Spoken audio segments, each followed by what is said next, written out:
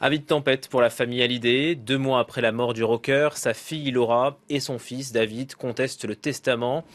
Ils découvrent que Johnny Hallyday a tout laissé à sa dernière épouse Laetitia, son patrimoine, ses droits d'artiste, ses biens matériels. On en parle avec vous, maître Pierre Ourcade. Bonjour, merci d'être en direct. Vous êtes avocat au barreau de Paris et ainsi qu'au barreau de New York. Le testament de Johnny Hallyday a été rédigé en Californie. Est-ce que ça change la donne ? Oui, tout à fait, parce que le droit californien en matière de succession et le droit français sont complètement différents. En Californie, vous faites ce que vous voulez de votre héritage. Vous pouvez léguer... Attendez, il faut que je recommence parce que mon téléphone a sonné. On peut recommencer, s'il vous plaît ? Allez-y, vous êtes en direct en fait, on vous écoute.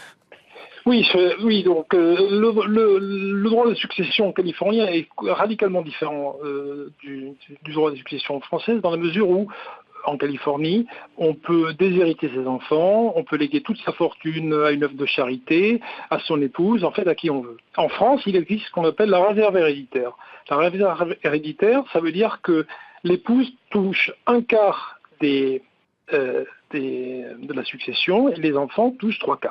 Donc il va y avoir une bataille juridique dans cette affaire pour savoir quel droit appliquer. Ça veut dire que Laura et David ont été déshérités, ça en prend la forme en tout cas ? Absolument. Et c'est la raison pour laquelle ils ont donc pris le conseil d'avocats français et qu'ils vont vraisemblablement assigner au tribunal de grande instance de Nanterre pour faire appliquer le droit français qui leur attribuerait une partie donc des biens de Johnny Hallyday.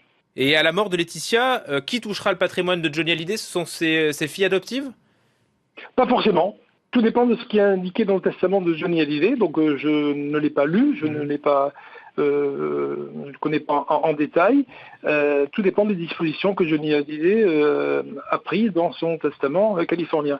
Ce qu'il faut rappeler quand même, c'est qu'il y a une jurisprudence assez récente de la Cour de cassation, donc Cour quand même suprême en France, la succession Maurice Jarre. Même cas de figure, Maurice Jarre avait vécu 30 ans en Californie, il a déshérité son fils Jean-Michel, le compositeur bien connu, qui s'est donc retrouvé sans aucun accès à la succession.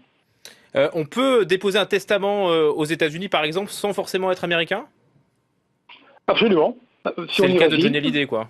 Oui, absolument. C'est de manière beaucoup plus simple qu'en France, puisque le notaire n'existe pas aux États-Unis, ça se fait avec un avocat. Merci beaucoup pour vos explications, maître Pierre Ourcade, avocat au barreau de Paris et New York.